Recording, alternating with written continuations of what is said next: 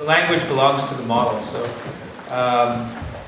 it's not really even straightforward in English. Sometimes in English people want translation when we're doing this. So I'm gonna go through this a little bit. How many of you know about theory U?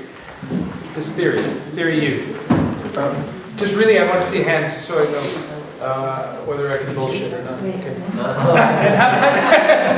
And how many of you have used it in a project? Anybody used it in a project before?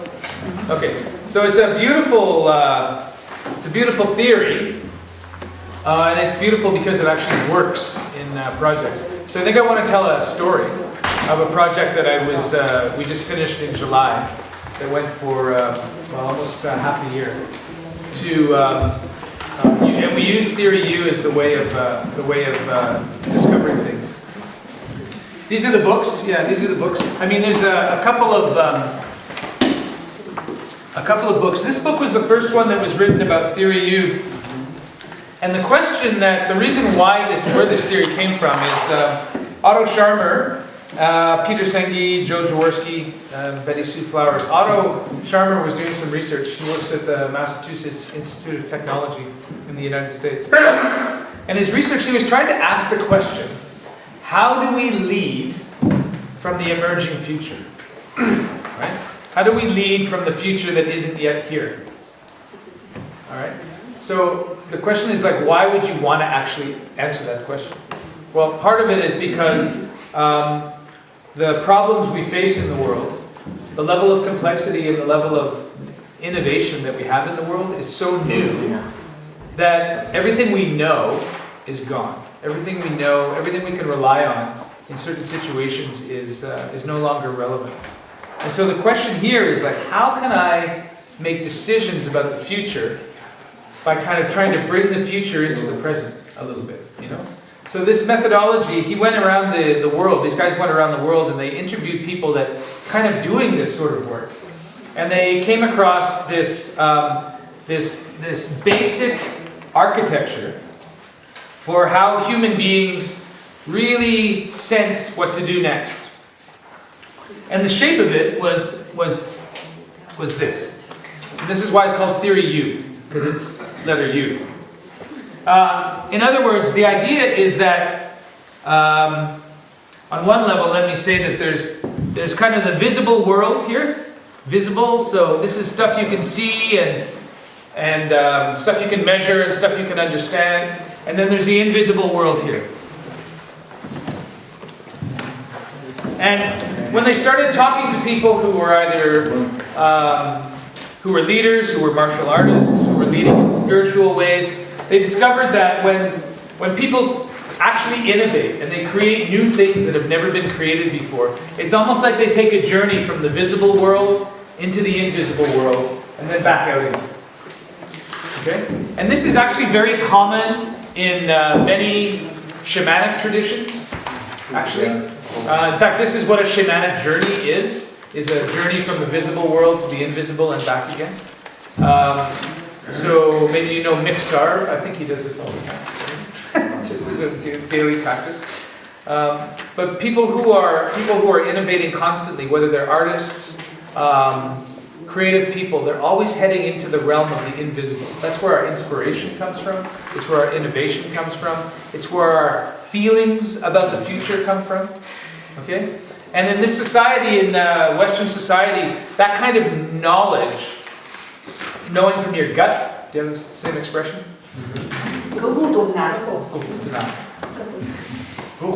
Is it stomach?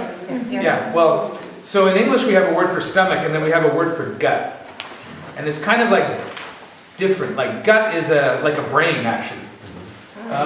And the stomach is just the organ. And the gut is like you can feel in your gut. You know when somebody tells you that they love you and they really mean it? You feel it here? That's the gut knowing. Or when you have instinct, when you just know you have to do something. Yesterday we were playing with this place where we carry our purpose, and it sits here a little bit. You get a flutter in your butterflies in your stomach. Do you have this expression as well? What do you call it? Is it the same? Butterflies? Yeah. Spanish also. Okay, so it's actually not butterflies and it's not your stomach. Right? So in English we kind of call that the gut. You know? G-U-T. Yeah, gut, G-U-T. So it's like a flutter gut. I make up a new word in English, flutter gut. So the idea here is that if we want to know about things that haven't happened yet, we're going to have to get out of the world that we can see and feel and touch. Okay? So the visible world is very much the world of numbers, very much the world of measurement, the world of research, the world of the mind, actually. Okay? So up here is we can work at the level of mind and solve all of the problems of society. No problem. People do that all the time. Oh, well, we'll just, name a problem. What's a problem that we face? World hunger. World hunger. Okay, so world hunger, very simple. So all we have to do is we have to study the conditions for world hunger. So why do people get hungry? Well, they don't have enough food. Okay, so do we have enough food in the world? Yes, we do. So we just have to move the food from where it is to where the hungry people are. Problem solved. Right? No problem. GMOs will have. GMOs. Okay, well actually I think just both at this point, because there's actually enough food in the world. But it becomes a problem we can solve at the level of our minds, right? And this is the great gift to the world of Western European culture, is the mind, the Enlightenment. So for the last 400 years, we've really privileged using the mind to solve problems. And we've created science.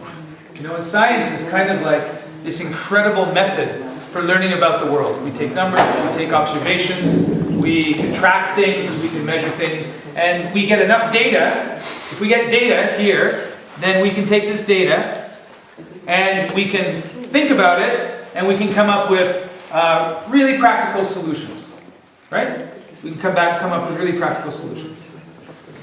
So no problem. We can solve a lot of problems at the level of the mind. I have a notion that the mind is creating the problems. Sometimes, if the mind is creating the problems, then the mind can sometimes also create the answers. But so let's take this example of world hunger. So if we're working on hunger, if the problem is just moving food around the globe, maybe engineering some new food things, or engineering some new systems, then we can probably just solve that level, we can probably just solve that at the level of mind. But what if the problem is not just hunger, but also suffering? What if the problem is also suffering? So suffering is not something that happens in your mind. Right? Suffering is it's an emotion. Okay? You can feel it in your heart. So the problem of, it's not strictly, there isn't strictly a rational solution to suffering that comes from hunger. Right? There may be a rational solution to moving the food around, but the rational solution to suffering is what? If you're telling me you're suffering from hunger, and I can say, well, that's because you haven't got enough nutritional calories, and if you just balance your folic acid, it's not a very compassionate response, right? Right? So there's something about working at the level of heart. And when we work at the level of heart, and we kind of get in it with each other, we can start to actually be, it's kind of sensing things. We're using more than just our minds to sense. We're feeling. I'm feeling you, or I'm feeling this gut, like I actually activate my gut, or I have a intuition about something. And some people are really sharp intuition. They can kind of see invisible things. They sort of live at this limit of the visible and the invisible, and there are people who can see invisible things. And I think Hendrik the other day, just when he was talking about the spirit of the sauna, when you enter into a sacred space like that, you actually come very close to this line of the visible and the invisible. And you can say, oh, well, okay, I don't believe in spirits. Okay, but we're a very different group when we're in that sauna than we are here, right? There's a different quality, yeah? Right? If we just took all of our clothes off and sat here teaching, it still wouldn't feel like it feels when we're in the sauna. There's a different thing there. There's an invisible, let's call it a field. Okay? There's a field there. Now, how do you learn about those fields? There's no real instrumentation that's available for that.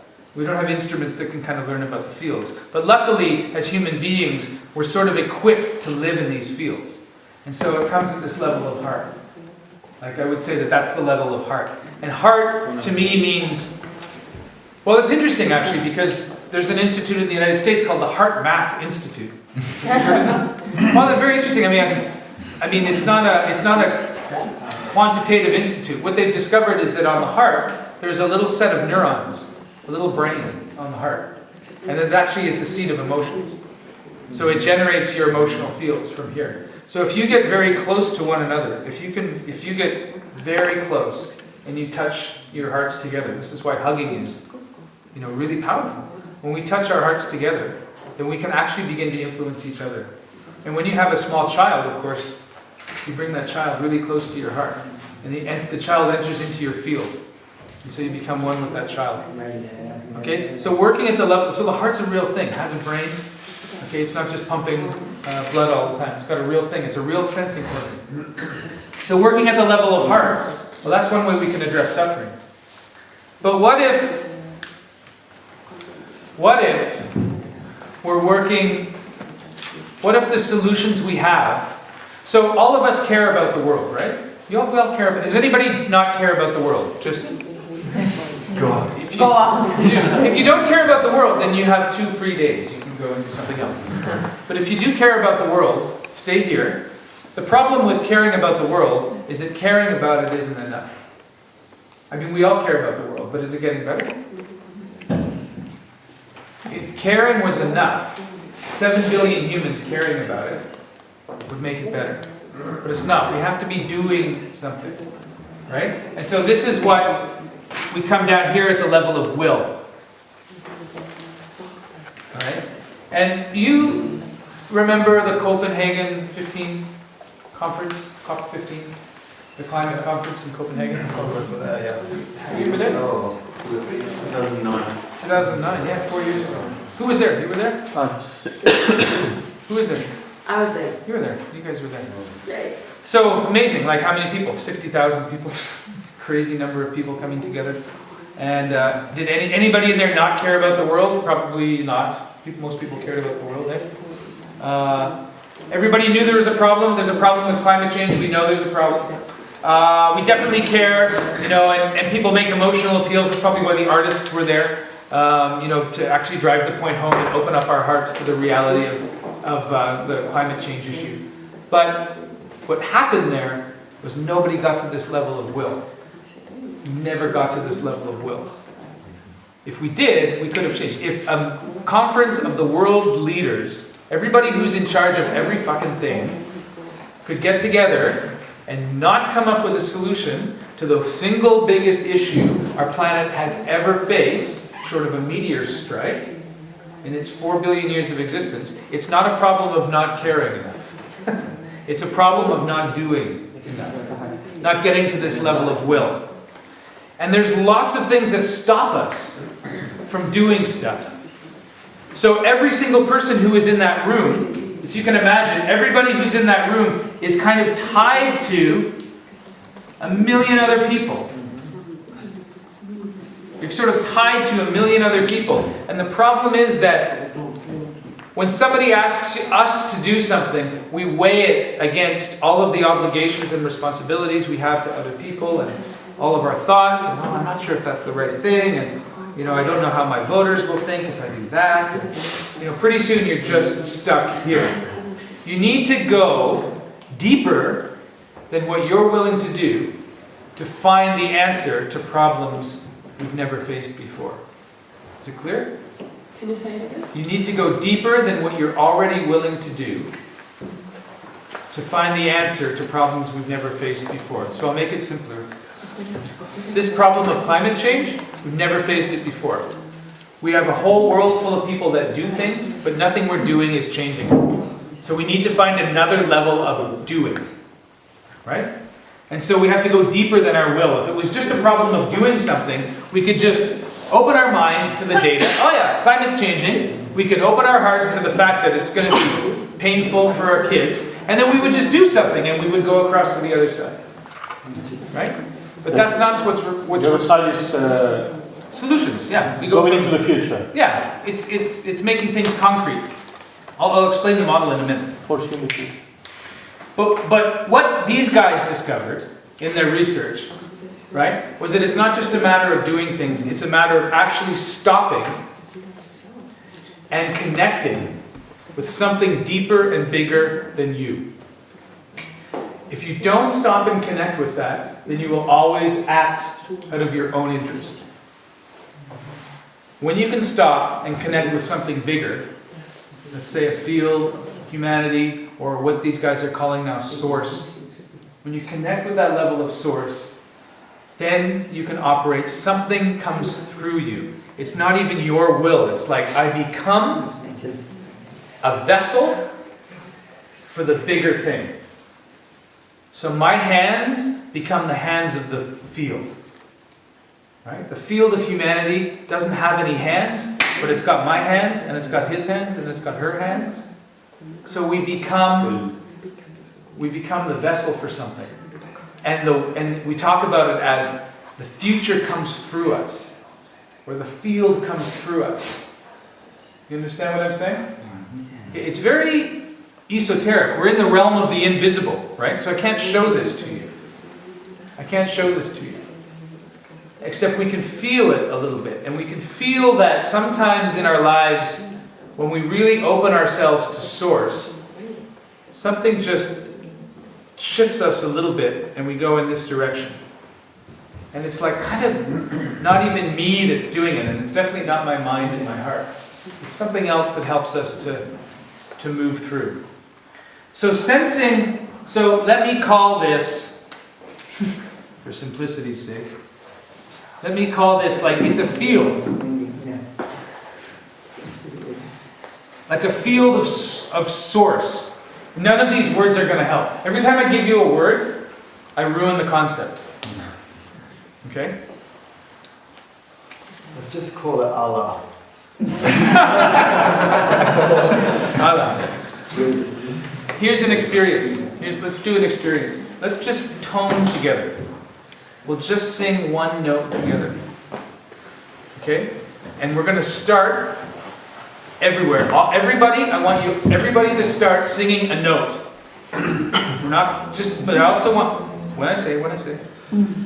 I want you to, don't even think, just sing a note. And then together we're going to end up on one note. Okay? Are you ready?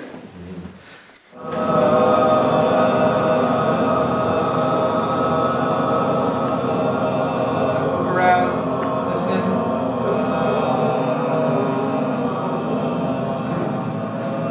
Louder so we can hear you.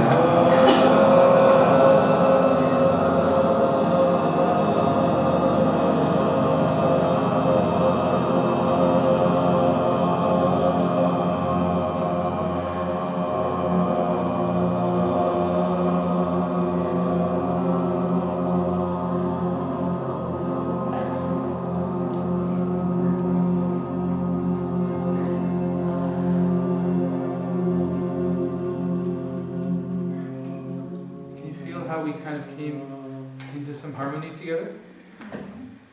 Who did that? We did. That's what I'm talking about. So there's a feeling of we can tune into this collective field, this space between us. This is what participatory leadership is for. Right? If one of us stood at the top and went, here's the note, very good. That's how most people learn music, and that's why most people don't sing, because you're not bringing anything to it. You're told that somebody's in charge. I just have to follow them. That'll be good, and you spend your whole life learning how to play music, and then when you're about 50, you discover that it's actually beautiful, but it takes a long time to forget this. Right? So that field.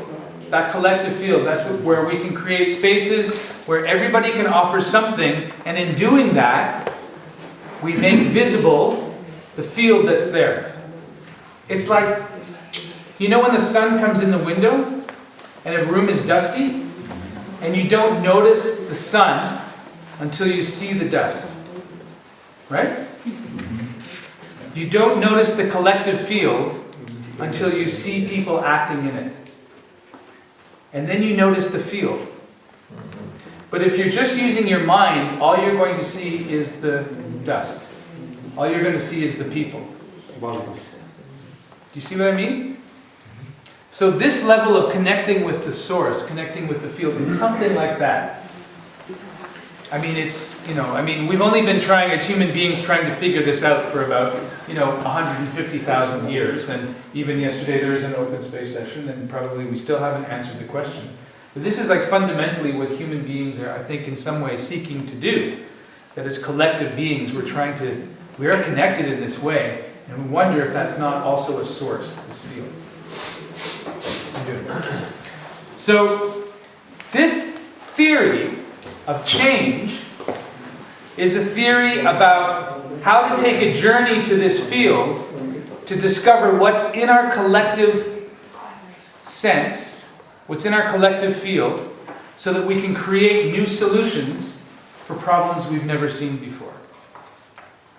Got it? Great! How do you do that? Okay, so you do that by basically doing 4 things. You open your mind, you open your heart, you open your will, and you stop. It's easy. And you start. Stop. Stop. Stop. Yeah, you stop. Yeah, at the bottom you stop. Don't just do something, sit there. Don't just do something, sit there. You stop. And what they call happening here when you stop, when you have an open mind, an open heart, and an open will, and you stop, is presence. Or presencing. It's kind of a verb. It's a form of doing. Presencing. See, there's a whole book right there in front of you, probably. So opening mind, opening heart, opening will, and then stopping. Presencing. And I'll show you how that then plays out if we're doing a project. So in the theory U, there's several phases to the work in the theory U. Theory U work. Theory U work is we use this model when we're facing a future that none of us can name. Okay? So one future, so that's different from the kind of future where the toilet is working again. Okay? So one version of our future is the toilet is stopped working. Right? This is very simple. Toilet, let me draw, let's see. Pile of poo here. Toilet's not working. Future state, nice and clear, toilet's working. Okay? Current state, not so good. Current state, alright, toilet's working. So this kind of a model is just a technical problem. We don't need to go into presence and become one with the collective field. In some ways we talk about it as karma yoga, but it's really just fucking emptying the bucket. Like, we could be sitting here going, who wants to do karma yoga? And I'm like, I don't know. Who wants to empty the bucket of shit? Okay, that's what needs to happen. It's a simple technical problem. Simple technical problem. That's not what we use theory U for. Don't use it for simple technical problems. People will become very impatient with you. How are we going to solve the problem of the toilet? Well, first, we open our minds. No, first you close your minds, then you close your nose. You close your heart, and open your will. Go and do it. Okay, so it's just do it. But when we're facing problems in the world like, climate change. We're facing the big problems. Poverty, like Education. disconnection, like learning, education. Alienation. For me, like this is probably the biggest problem in the world. Bigger than climate change is alienation. Disconnection. What? Disconnection. Disconnection, yeah. What alienation in Estonian, you understand? Where you... Võõrandumine. How does it say?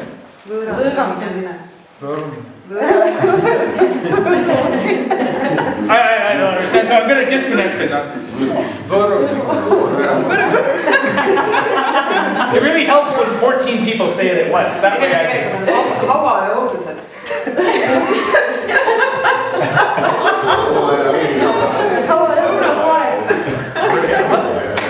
See, I'm finally getting teased. That's what I've been waiting for the whole time.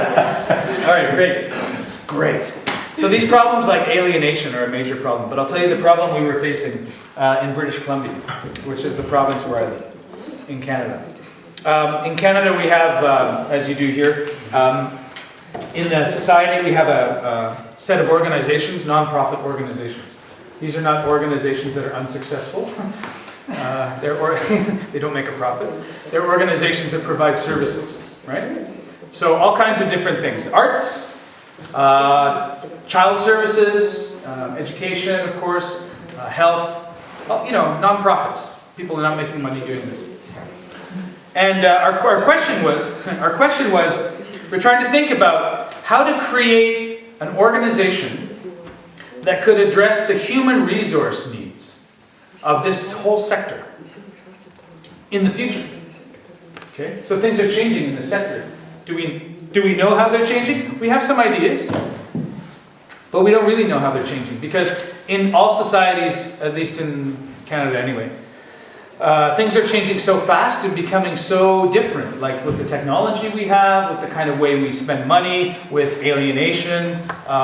So in the communities, people are becoming very much like sitting inside their houses watching TV all the time, right? And it used to be that we were much more active, more volunteering, more caring for each other. Is it true here as well? Yeah. So it's kind of a trend. And so when people need help, like where do they go? Because these organizations can't have volunteers, and so everything is changing very rapidly. And we wanted to figure out, how do we keep these organizations working and bring people into these organizations who are young and innovative and have new ideas about how to do things.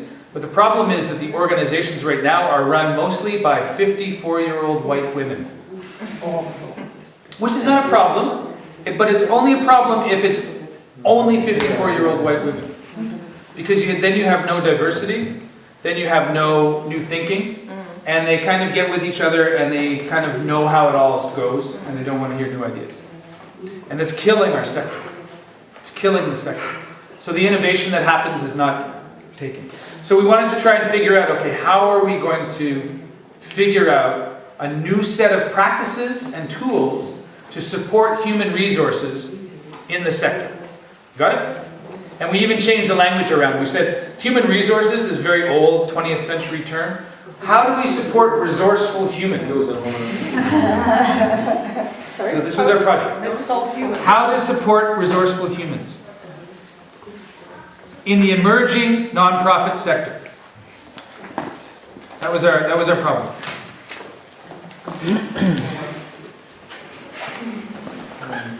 In the emerging non-profit sector. How much time do I have, by the way? I'm getting kind of carried away. 10 minutes before break, but you can take. We can shuffle. All right. So, how do we do this? So there's 5 phases in going on a journey through Theory U. So the first phase is called co-initiating. Okay, initiating, you get the word? And co means together. Right? So initiating, beginning together. Okay, co-initiating. Not, okay, well, we'll start and then you guys can join later. It means we all get together and we co-initiate. Okay? The second phase of work is called co-sensing. Right? The third phase of work is called co-presencing.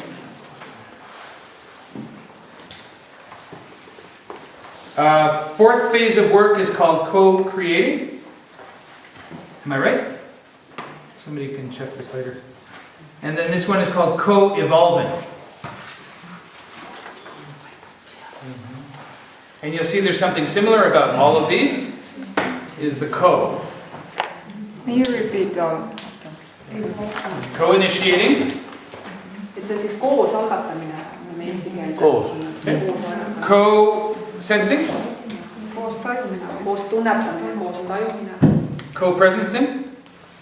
see on hea sõna, aga mingi selline koos ettenägemine või koos tunnetamine. Koos peatumine. Koos peatumine, koos tunnetamine. see oli ettenägemine pealolul ennem tõesti. Ja nüüd kui koos sinna minna juurde panna koos, siis ongi koos peatumine. Ettenägemise peatumiseks. Saaks veel selline nagu meelde.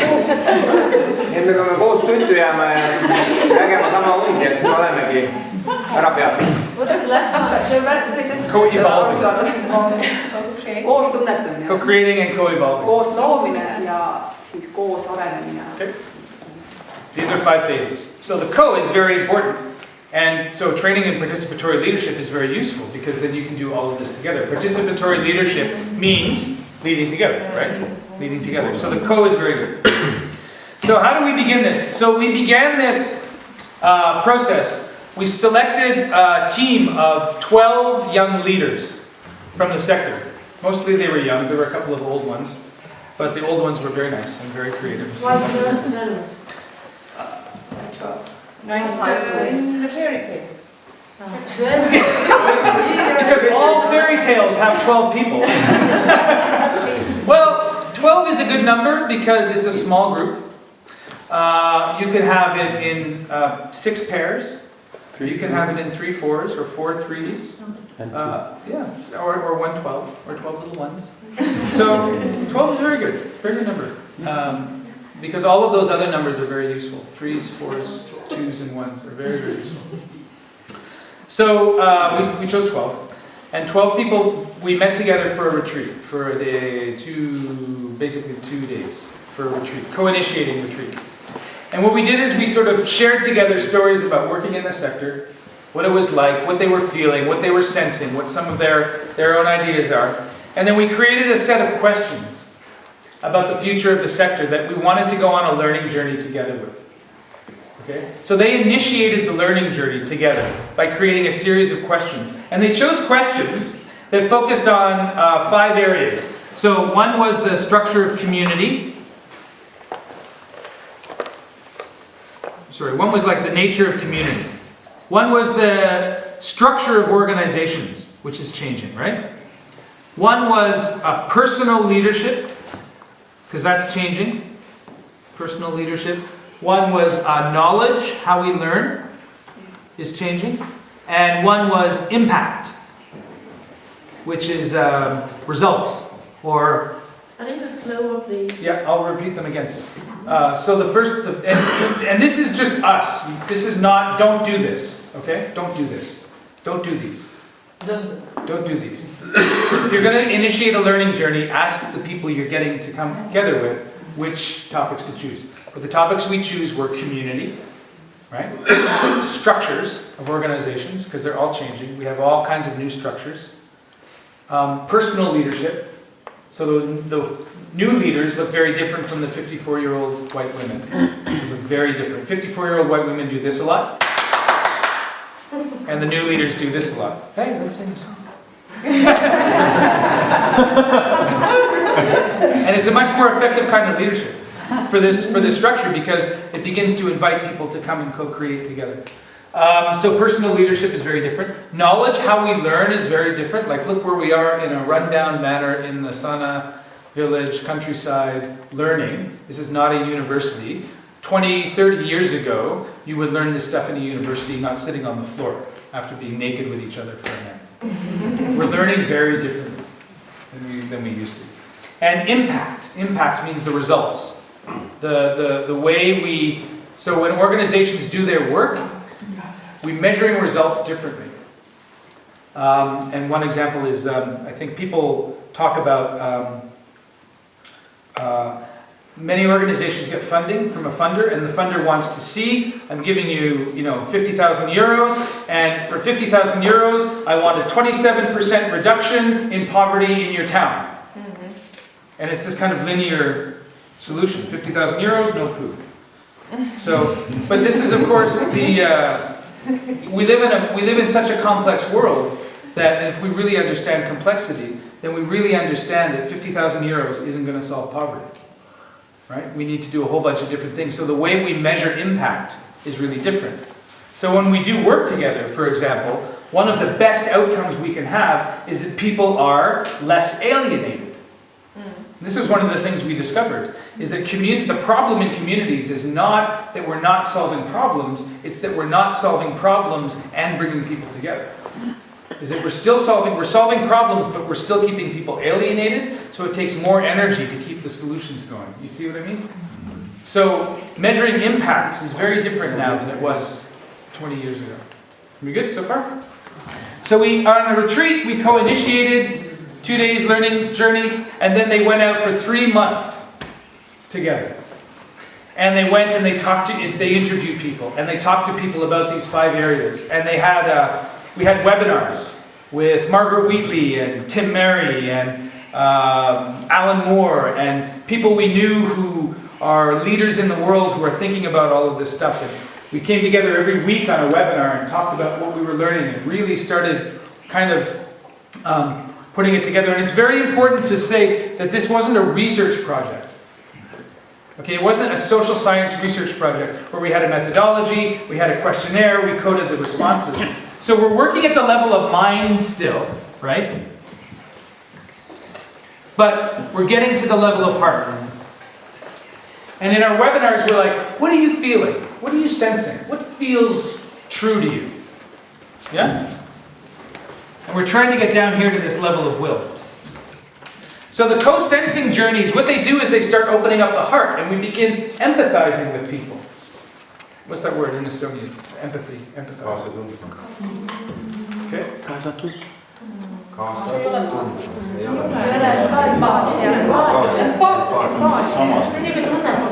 What a culture. There's so many words for empathy. So many. Alright, so we begin empathizing and we begin to really sense. We begin to really sense the field. We begin to sense the field. And we begin to sense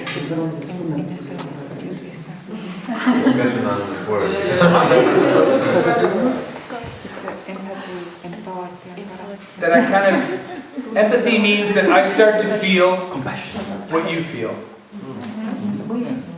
Sorry? I start to feel what you feel. Really?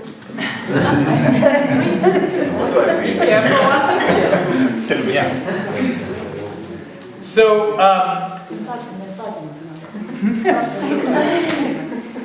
it's here.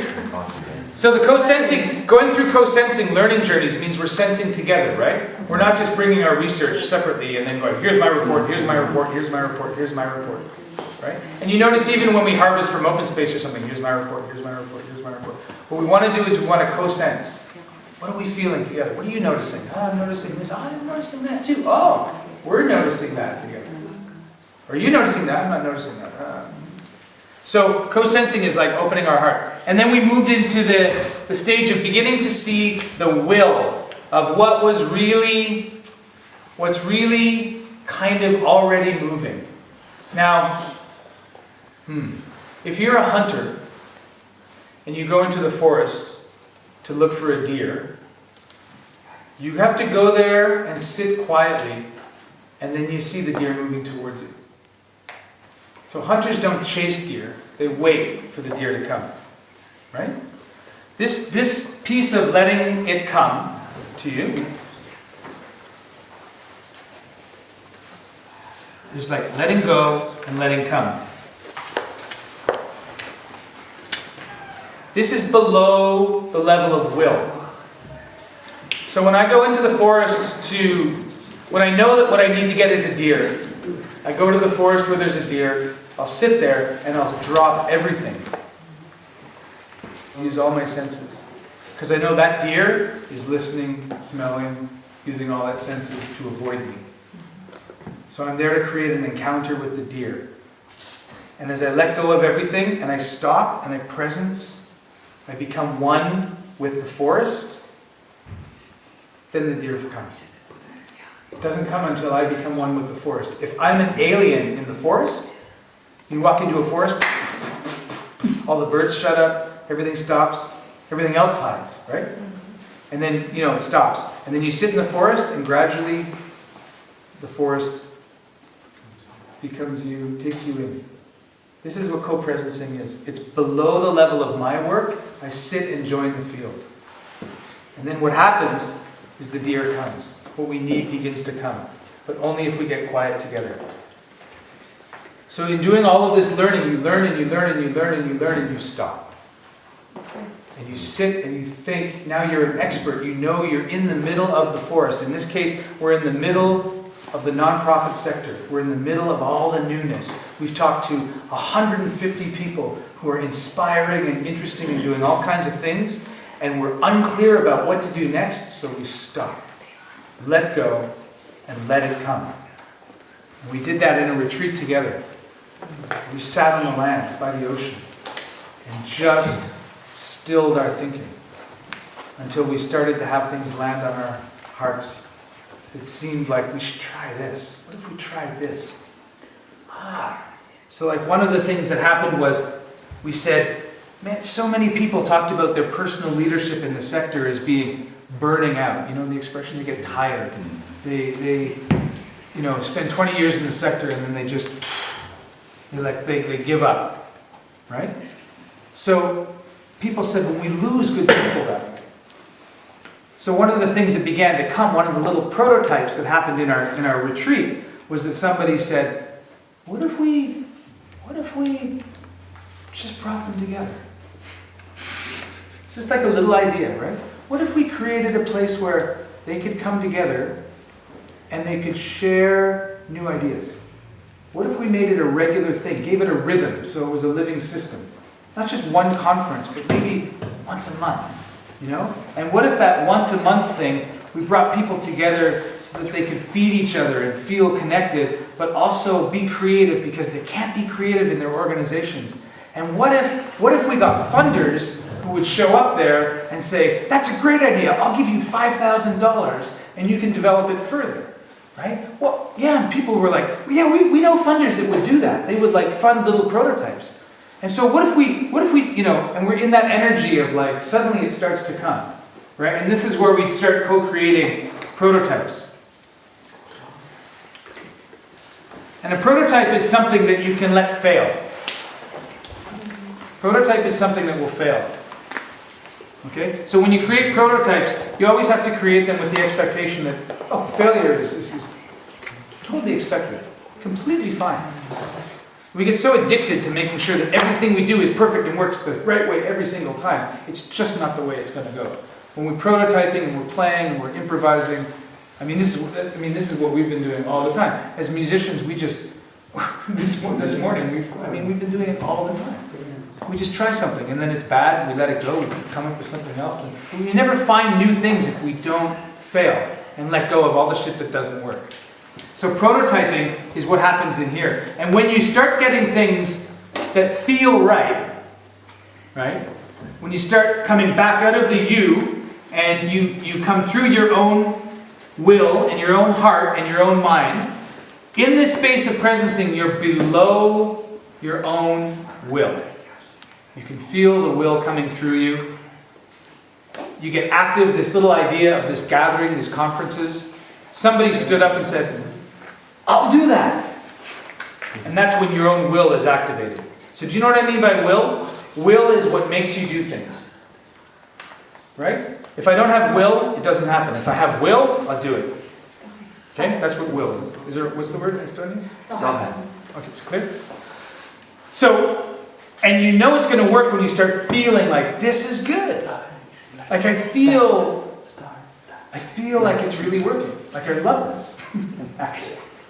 That's how the heart evaluates progress.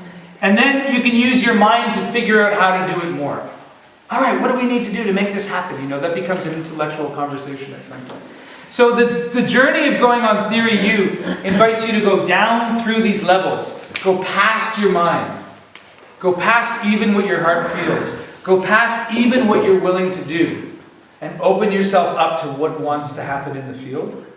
And then come back out through what you are willing to do, what does feel good and true, and what you can figure out how to keep going together at every stage. Right?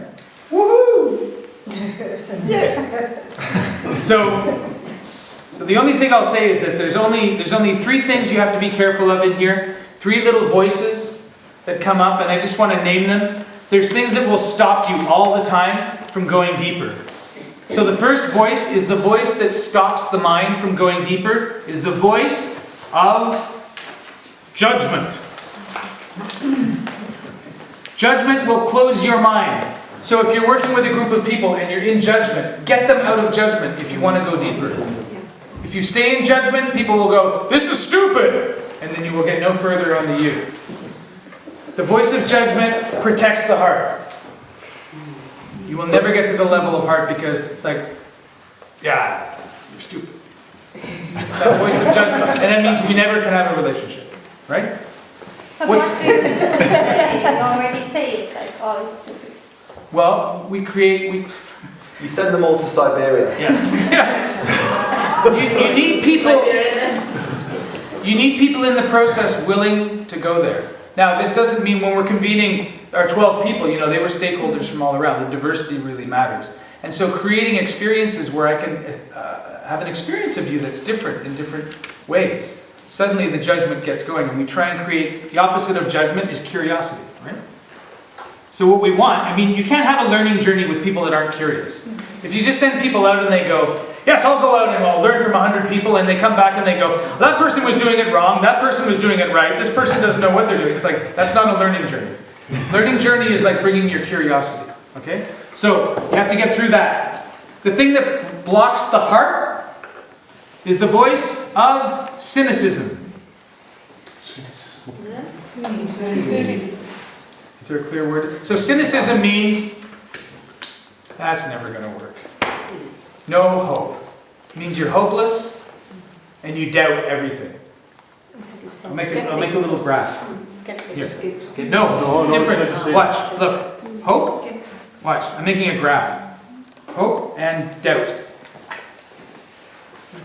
Okay? A skeptic is high on hope and high on, It's close to doubt.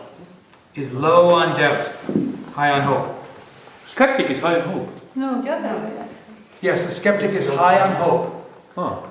Right? No. High and low. It's doubting But he's very sure about and low on hope. High on, no. It's, no, a skeptic is high on hope and high on doubt. Ah, okay. Yes, a skeptic is high on both. Hope and doubt.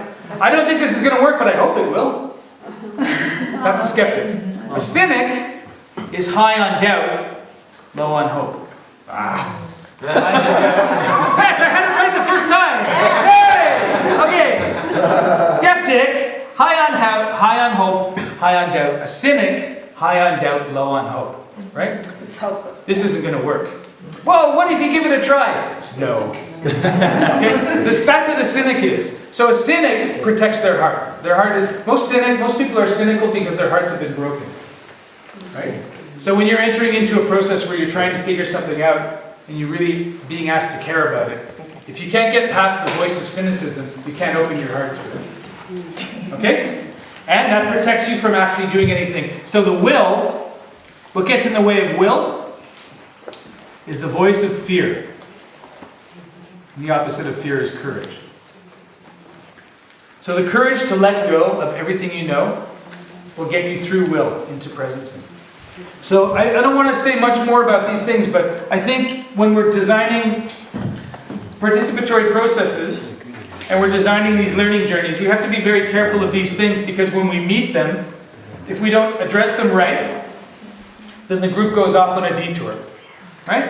And so if we notice that there's a lot of cynicism in a group, then we have to start working with hope.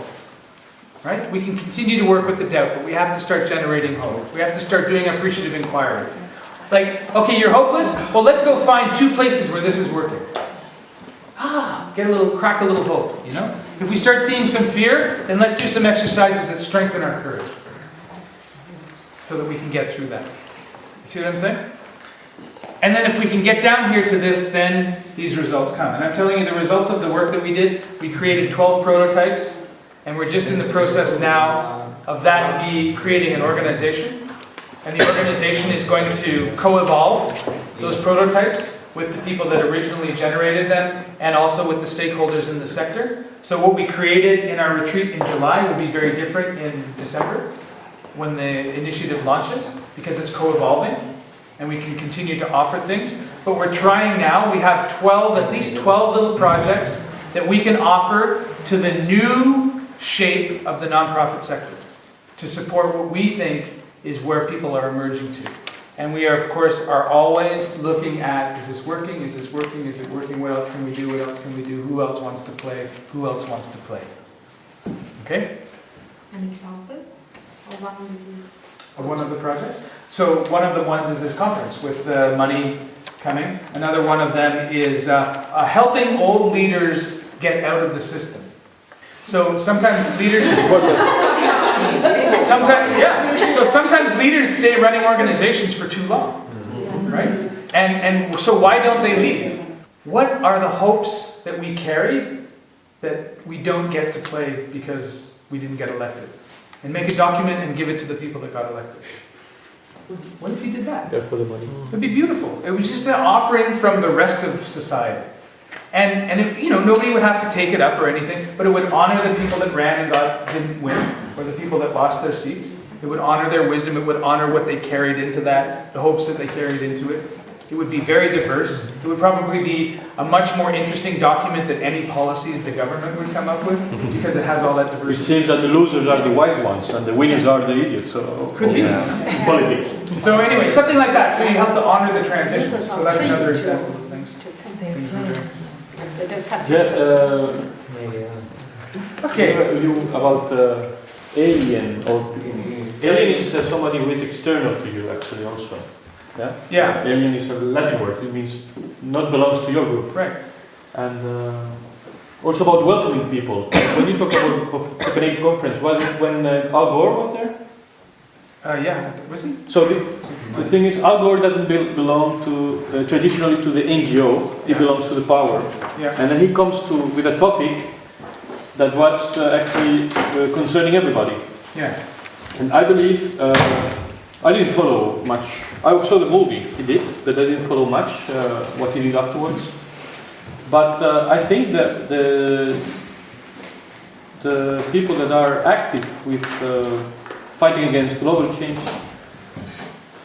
some people, I guess, were like not welcoming him. Yeah. Instead of welcoming any idea and any potential you have, because somebody like him is like Because they're stuck here. Somebody like him is a great tool to work with this. Yeah. let's say. So, we got to continue opening these spaces. I'm not saying it's easy, like here's the map. It's easy from here, go. It'll be simple from now on. This is the hard work of this kind of leadership. That's why And then we have this cynical, instead of cynical attitude towards him or towards this kind of people. No? we have curiosity, we have openness, willingness. Yeah. Okay, I think we should be sensitive to our time. So thank you. This is, here it is, and we can talk more. We have a coffee break now that we can continue this conversation. If we have half an hour and meet back here at 11:45, that would be great. And if there's anybody who feels they are able to help set up a space for a cafe, then that will also be really well. And thank you, Chris. That was really Thanks. really good. Aitäh. Gracias. Thank you.